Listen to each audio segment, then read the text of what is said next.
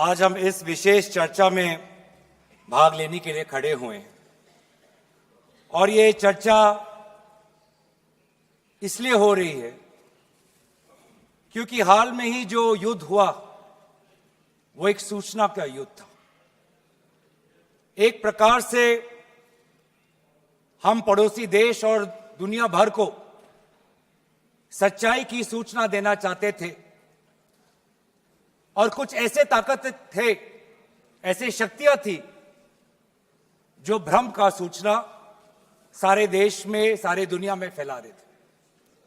और इसीलिए इस चर्चा का विशेष मांग यह है कि आज सच्चाई सदन में आनी चाहिए, सच्चाई पहलगाम की आनी चाहिए, सच्चाई ऑपरेशन सिंदूर की आनी चाहिए, सच्चाई विदेश नीति की आनी चाहिए।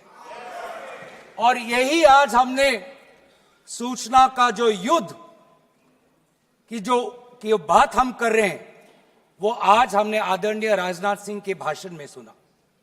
बहुत से सूचनाएं दी उन्होंने, बहुत से जानकारी दी, लेकिन रक्षा मंत्री होने के नाते ये नहीं कहा कि पहलगाम में दहशतगर्द कैसे आए, ये नहीं कहा कि बेसारन में जहां पर 1000 लोग जाते हैं, खुशियां मनाते हैं, कैसे 5 दहशतगर्द वहां पर जाकर 26 लोगों की गोलियों से छलनी करते हैं। ये बात, ये सूचना रक्षा मंत्री ने नहीं दी। यही है सूचना का युद्ध कि इतनी जानकारी देते हैं कि कभी कभी सवाल पूछना भी भूल जाते हैं। और आज ये है हमारे विपक्ष का कर्तव्य कि हम सवाल पूछेंगे देश हित में, राष्ट्र हित में। आज देश ये जानना चाहता है कि वो 5 दहशतगर्द कैसे घुसे और उन दहशतगर्दों का भी मकसद था। पाकिस्तान से आए हुए वो दहशतगर्दों का क्या मकसद था? उनका मकसद था कि जम्मू कश्मीर की अर्थव्यवस्था को तनाव करना, विनाश करना। उनका मकसद था कि भारत देश में एक सांप्रदायिक वातावरण का जन्म देना। उनका मकसद यह था कि भारत और पाकिस्तान का एक हाइफिनेशन होना, यह था उनका मकसद। लेकिन सर, मुझे दुख है कि आज राजनाथ सिंह जी ने सैनिकों की बात तो की, लेकिन जो हमारे भारत की जो आवाम है, जो जनता है, जो उन्होंने पाकिस्तान के दहशतगर्दों का पूरी जो मंशा है उस पर उन्होंने पूरा नकारा और हम एकजुट रहे। हम, मुझे भारतीय होने का गर्व है। हमने देखा बेसारन में कि किस प्रकार से जम्मू और कश्मीर के लोगों ने पूरे देश भर से आए हुए जितने भी पर्यटक थे उनकी मदद की। हमने ये देखा कि किस प्रकार से देश भर के जो पर्यटक जो जम्मू कश्मीर में थे उन्होंने अपने जम्मू कश्मीर के भाइयों को धन्यवाद दिया। हमने ये भी देखा कि कैसी एक विधवा हिमांशी नरवाल ने कहा कि मैं नहीं चाहती कि मेरे जो पति जिसको लेके आज राजनीति हो रही है उसके शव पर देश में हिंदू मुसलमान की राजनीति हो, मैं नहीं चाहती। यह है हमारी देश की संस्कृति और यह था मंशा पाकिस्तान का। और मैं ये भी गर्व महसूस करता हूं कि सारे विपक्षी राजनीति दल, हम सब एकजुट होकर, राहुल गांधी जी ने एक साफ साफ कहा कि हम सरकार के साथ हैं और सरकार को पाकिस्तान को एक ठोस मजबूत कदम देना ही पड़ेगा। लेकिन देश ये भी जानना चाहता है, वे 26 लोग जो जिनके परिवारों में आज कोई गुजर गया, वे ये भी जानना चाहता है कि 100 दिन गुजर गए और वे 5 दहशतगर्दियों को यह सरकार पकड़ नहीं पाई।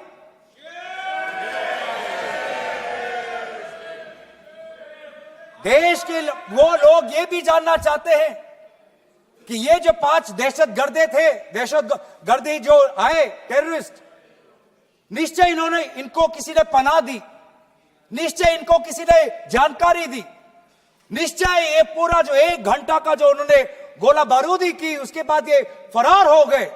उनको फरार होने में भी किसी ने उनकी मदद की, और आज भी ये 100 दिन हो गए और सरकार के पास कोई जवाब नहीं। आज आपके पास ड्रोन है, आपके पास पेगासस है, आपके पास सैटेलाइट है, वहां पे सीआरपीएफ है, वहां पे बीएसएफ है, वहां पे सीआईएसएफ है, वहां पे आदरणीय गृह मंत्री कुछ दिन पहले ही गए थे पूरा रिव्यू लेने के लिए, और आप किसी को पकड़ नहीं पाए। ये कैसी है, ये कैसा बंदोबस्त? आपने कहा कि आर्टिकल 370 के चले जाने के बाद जम्मू कश्मीर सेफ है, जम्मू कश्मीर में आइए।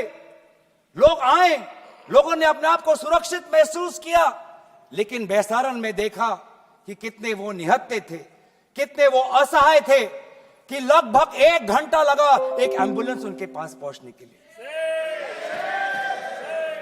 पुलिस पर अगर आर्मी भी आई तो चल के आई। और सर, मैं वो नजारा भूल नहीं सकता।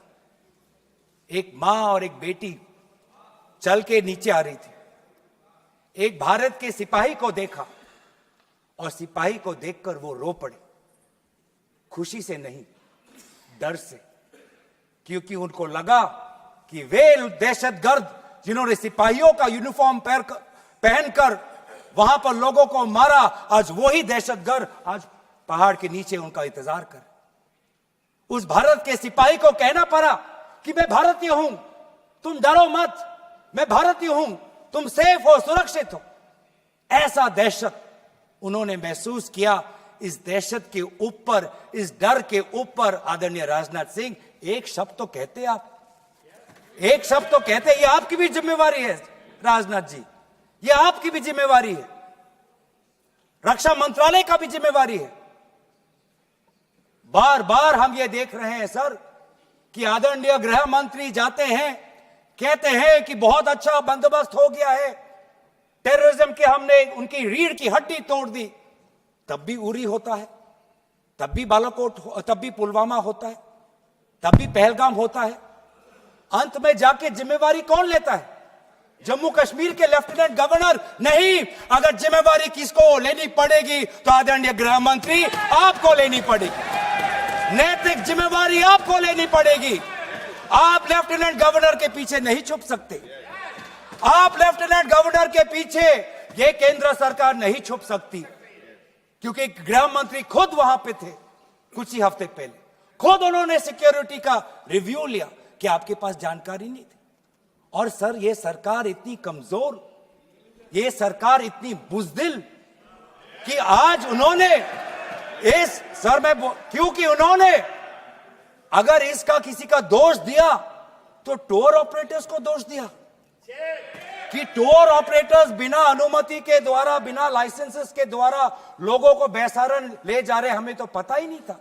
ये है इनका कारण, ये बताना चाहते हैं।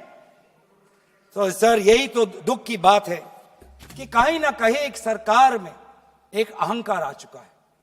इंटेलिजेंस और सिक्योरिटी जो फ्रेमवर्क है, एस्टैब्लिशमेंट है, जो लोग हैं जो निर्णय लेते हैं इंटेलिजेंस और सिक्योरिटी की, आज उनमें एक अहंकार आ गया है कि चाहे जितनी भी बड़ी गलती हो उन पर कोई सवाल नहीं उठा सकता। लेकिन आज हम सवाल उठा रहे हैं, आज हम सवाल उठा रहे हैं, आज हम सवाल उठाएंगे।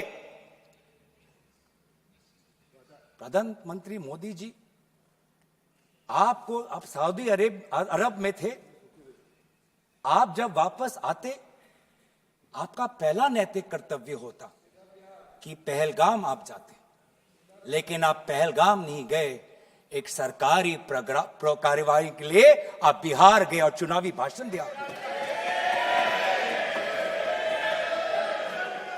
देश के मुखिया सऊदी अरब में थे, पूरा कार्यक्रम उन्होंने संपूर्ण किया, वापस आए और वो पहलगाम भी नहीं जा पाए और बिहार में जाके चुनावी भाषण दे रहे हैं। अगर पहलगाम में कोई गया तो हमारा नेता राहुल गांधी गया।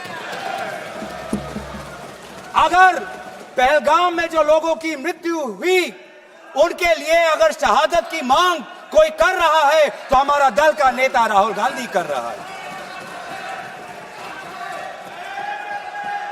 राहुल गांधी जी बदामी के कंटोनमेंट में गए। सर मैं बोलूं?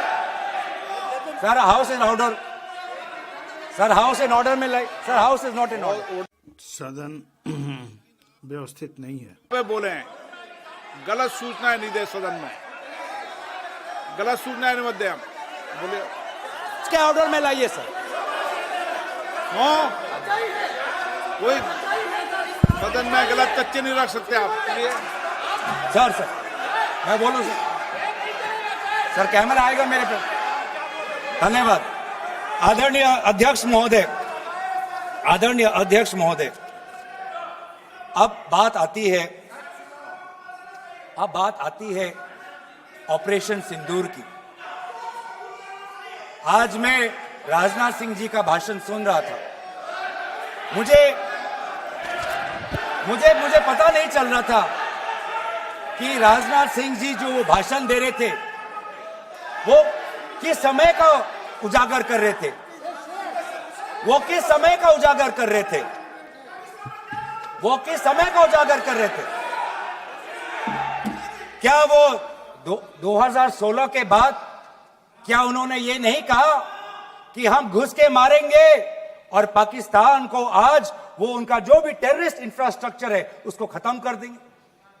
वही बातें तब की, वही बातें पुलवामा की बात की कि पुलवामा के बाद आज हमने हमारे लड़ाकू जहाज अब गए हैं, अब पाकिस्तान अब कभी भी भारत पर उंगली नहीं दिखा सकता। और उसके बाद आज दोबारा वही बातें कर रहे हैं। आज दोबारा वही बातें कर रहे कि हम घुस के मारे, हमने ये किया, फलाना किया। और ये अब भी कह रहे हैं कि ऑपरेशन सिंदूर कंप्लीट नहीं हुआ, अधूरा है, क्योंकि कल को जाके दोबारा पाकिस्तान कर सकता है। ये खुद कह रहे हैं, ये खुद कह रहे हैं, ये खुद कह रहे हैं कि इसके पश्चात भी पाकिस्तान कल को जाके कर सकता है। तो ये कैसा, ये जो सफल कैसे हुआ, फिर क्या सफल हुआ? आज ये खुद कह रहे हैं कि हमारा मकसद युद्ध का नहीं था। हम पूछना चाहते क्यों नहीं था, होना चाहिए था। आज उन्होंने खुद कहा कि हमारा मकसद जमीन लेने का नहीं था। क्यों नहीं था? पाकिस्तान ऑक्यूपाइड कश्मीर अगर आज नहीं लेंगे तो कब लेंगे? ये उन्होंने खुद कहा,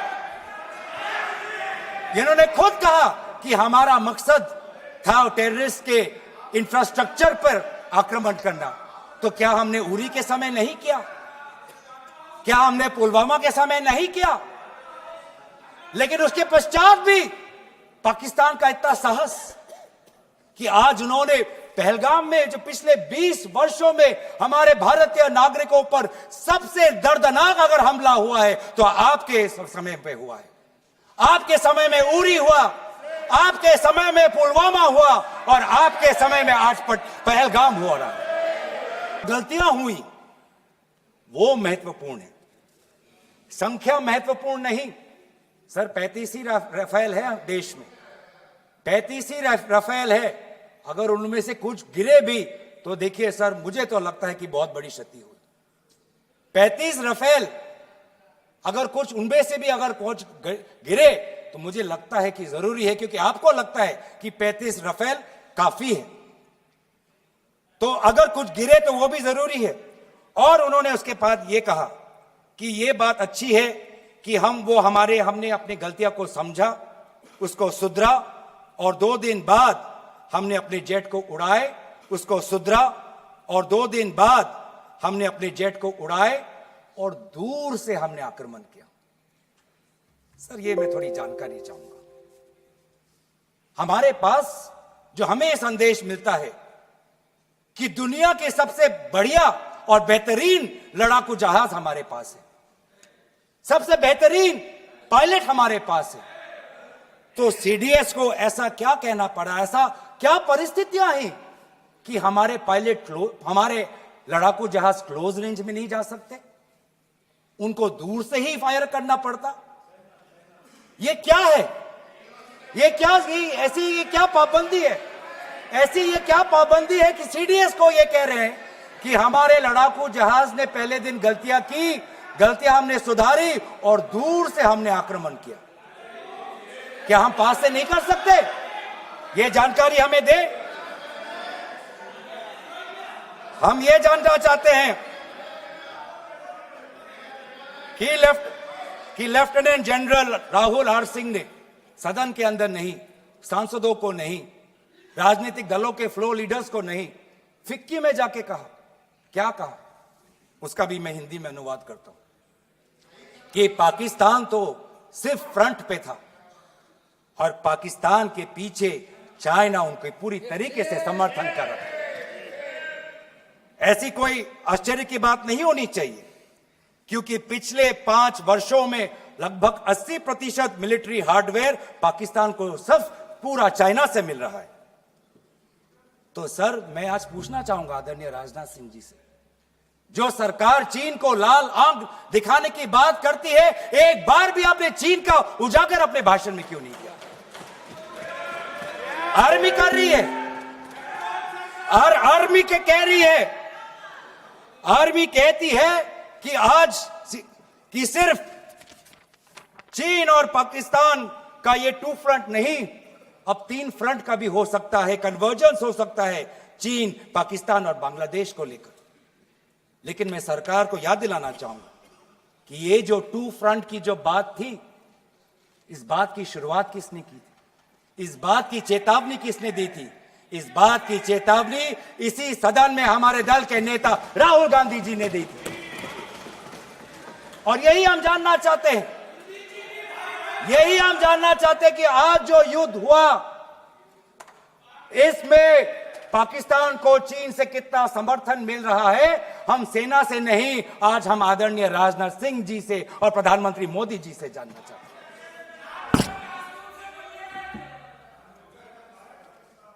और सर, इंडोनेशिया में जो डिफेंस अटैचे है, उसने तो ताज्जुब की बात कह दी।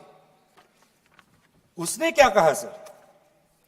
India defence attache group captain Shiv Kumar ने, हिंदी में दोबारा अनुवाद करता हूं, कि भारत ने लड़ाकू जहाज खोए तो खोए इसलिए क्योंकि कुछ मिलिट्री टारगेट्स पर आक्रमण करने पर पाबंदी थी। क्यों? क्या पाबंदी थी? ऐसे क्या ये राजनीतिक कंस्ट्रेंट्स थे? आपने कहा कि 9 टारगेट पे हमने आक्रमण किया, लेकिन हमें यह भी सूत्रों से जानकारी और मीडिया में आया है, और लेफ्टिनेंट जनरल राहुल सिंह ने खुद कहा कि पहले 21 टारगेट्स चुने गए थे और 21 से फिर 9 हुए। क्यों हुए? क्यों हुए? आज मैं ये जानना चाहता हूं कि पिछले 20 वर्ष में सबसे घातक आक्रमण हमारे महिलाओं पर हुआ, हमारे बच्चों पर हुआ, भारत के आत्मा पर हुई। हमने सबने वो दहशत को अनुभव किया, हम सब एकजुट हुए, हमने पूरी तरीके से समर्थन प्रधानमंत्री मोदी जी को दी कि अब जाइए। और ऐसा एक माहौल बन चुका था कि देश किसी भी कीमत चुकाने के लिए तैयार था। पूरा देश प्रधानमंत्री मोदी जी के साथ था, विपक्ष प्रधानमंत्री मोदी जी के साथ था। और अचानक 10 मई के दिन पे हमारे राष्ट्रदूत कहते हैं कि हम पाकिस्तान पर हमला करेंगे, और शाम के 10 मई को सूचना आती है कि पाकिस्तान के साथ अब युद्ध पर हम परिणाम दे रहे हैं, सीज फायर हो गया। क्यों हुआ? हम आदरणीय प्रधानमंत्री मोदी जी से जानना चाहते थे, अगर पाकिस्तान वाकई में अपने घुटने टिकने के लिए तैयार था तो आपने क्यों रुका? आप क्यों रुके? और किसके सामने आप झुके? किसके सामने आपने सरेंडर किया? किसके सामने आपने सरेंडर किया? वो अमेरिका के राष्ट्रपति जो 26 बार आज कह चुके हैं कि व्यापार को लेकर उन्होंने भारत और पाकिस्तान को सतर्क किया और दोनों को मजबूर किया कि वो इस जंग को छोड़े। 26 बार। आज राष्ट्रपति ट्रंप खुद कहते हैं कि 5-6 जेट गिरे हैं। एक जेट करोड़ अरब रुपयों का है, मिलियंस एंड मिलियंस का है। इसलिए हम जानना चाहते हैं, आज हमें स्पष्ट रूप से आदरणीय राजनाथ सिंह जी बताएं, देश पर विश्वास करें, देश में वो साहस है सच्चाई सुनने की। आज आप बताएं कितने लड़ाकू जहाज गिरे। हमारे में वो साहस है, क्योंकि ये सूचना, ये सच्चाई सिर्फ देश के नागरिकों के लिए नहीं, ये सूचना, ये सच्चाई हमें देश के जवानों को भी देना है। आज उनसे भी झूठ कहा जा रहा है, उनके बीच में भी भ्रम फैलाया जा रहा है। हम उनकी जो सच्चाई है आज हम सदन के अंदर लाना चाहते हैं।